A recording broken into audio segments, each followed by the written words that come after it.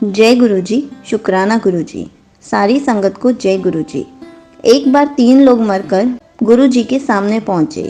तीनों का कर्म फल बिल्कुल बराबर था। गुरुजी ने उनसे अलग अलग बात की और पृथ्वी पर भेज दिया।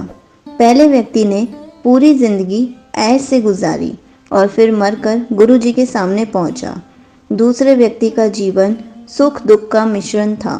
कभी हंसा तो कभी रोया। वो भी मरकर गुरुजी के पास पहुंचा।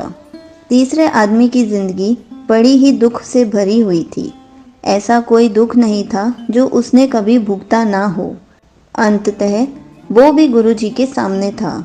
इन सबके जीवन काल का लेखा जोखा देखकर गुरुजी के सहायक ने पूछा, मालिक, सबका कर्म तो एक जैसा ही है। फिर एक सदा ऐश करता रहा, दूसरा ठीक ठाक, पर तीसरे की जिंदगी ऐसी क्यों गुजरी? गुरुजी का जवाब था कि पहले ने गुरुजी से मांगा था कि उसके हिस्से का जो भी दुख है उसे वो अगले जन्मों में भुगत लेगा। इस जन्म में उसे कोई दुख नहीं चाहिए।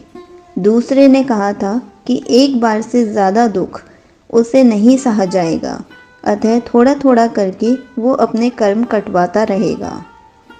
तीसरे ने कहा था कि उसे जब आगे जन्म नहीं लेना है, उसके हिस्से में जो भी कर्म है उसे इसी जन्म में ख़त्म करवा दें, और ऐसा ही हुआ।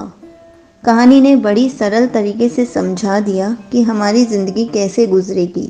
ये हम पहले डिसाइड करके ही जन्म लेते हैं।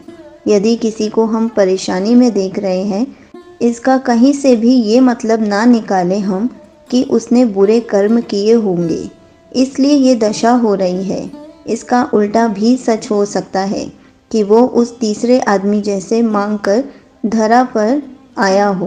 किसी तंग हाल संगत को देखकर ये कहना कि यदि इन्हें ज़रूरत है और ये मालिक को मानते हैं तो इन्हें कभी परेशानी नहीं होगी, यह सही नहीं है।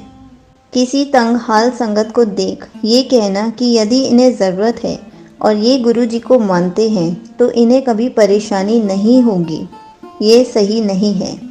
किसी के बारे में हम झट से राय बना लेते हैं। हमें समझना होगा कि यदि हम जिंदा हैं, इसका मतलब ही है कि हमारे कर्म कटने बाकी हैं, और यदि हम गुरुजी के शरण में हैं तो ये और भी सुनिश्चित हो जाता है, क्योंकि गुरुजी हमें कर्म कटवाने के लिए ही अपनी शरण में लेते हैं। गुरुजी हर पल हमारे साथ हैं, हमें देख रहे हैं। फिर भी यदि राहत नहीं मिल रही है तो मान कर चले कि गुरुजी हमारे लिए कोई और प्लानिंग कर रहे हैं।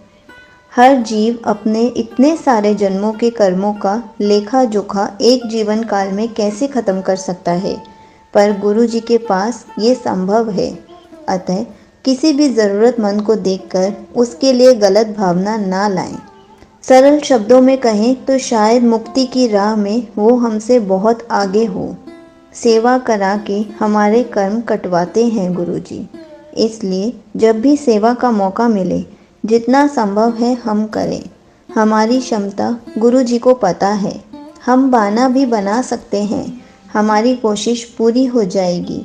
किसको कितनी मदद मिल पाना है, ये फैसला गुरुजी का है।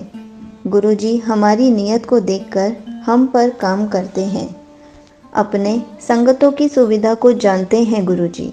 संगत मदद करना चाहती है, ये भी उनको पता है, पर दुनिया में होने वाले धोखे से संगत घबरा कर बैठी है और मदद करना छोड़ रही है।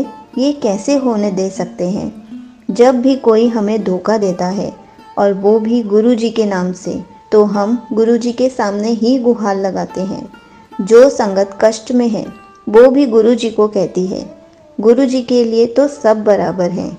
यदि गुरुजी किसी को देना चाहे तो हमारी ज़रूरत कहाँ पड़ेगी, और हमें कर्म कटवाने का मौका कहाँ मिलेगा। इसलिए हमें किसी को भी देखकर अपनी राय नहीं बनानी चाहिए। जो जैसे जी रहा है उसको ही पता है कि वो कैसे जी रहा है, उसकी क्या लाइफ है। जय गुरुजी, शुक्राना गुरुजी।